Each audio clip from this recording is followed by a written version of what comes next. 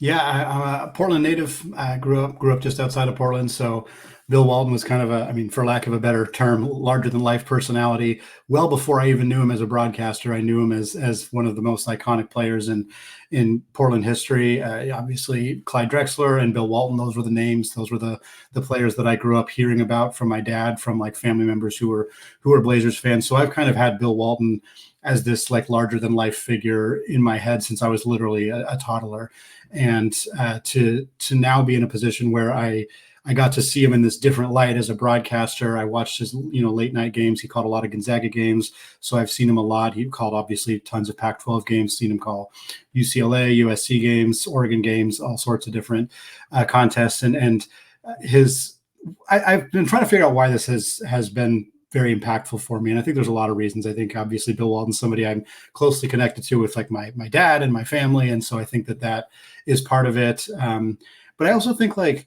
it's hard to lose people who are so unique. Like Bill Walton's not just great. Like he is great. And like Bill Russell, excuse me, was great. And Kareem Abdul-Jabbar, who is still with us, but obviously when he's not, like he's great too.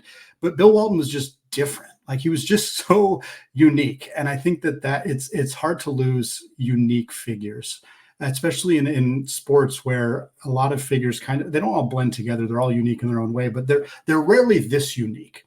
And I think that's what makes this so like I like knowing how Bill Walton thinks about things. I like seeing him analyze things. And I know people didn't always like, he was not everybody's cup of tea, cup of very green tea for everybody. He wasn't. I get that. As a broadcaster, he went off script and he, was goofy. He also never took himself too seriously. And I think that that's why he endeared himself to a lot of people, is they liked that about him. They liked that he knew he was being goofy, that he knew he was talking about like, the foothills of the Appalachian Mountains during a basketball game. And like, I know that alienated people, but it was kind of soothing in a way. Like he was just so authentically himself.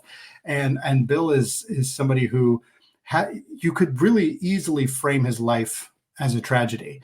His career was cut short by injuries. His relationship with Portland was very tenuous. He sued the team for medical malpractice after he left. He won them an NBA championship. Isaac, his stats in the NBA finals against the Philadelphia 76ers, by the way, he averaged 18 and a half points and 19 rebounds per game. Like he also averaged like 5.5 assists and 3 blocks. Like the man was an unbelievable basketball player in his prime. He just was not very long because of chronic knee injuries and foot injuries and issues that he had. And then he sued the team, and he had this tenuous relationship with the city of Portland, despite bringing them their first and still only NBA championship. He had some serious mental health issues at times. He was in chronic pain. And like, you could paint his story as a tragedy. You could paint the fact that he died a day after the death of the Pac-12 as a tragedy. I think Bill would probably would want that to be portrayed in a comedic way. I don't think he would want that to come across sad. That's not who he was.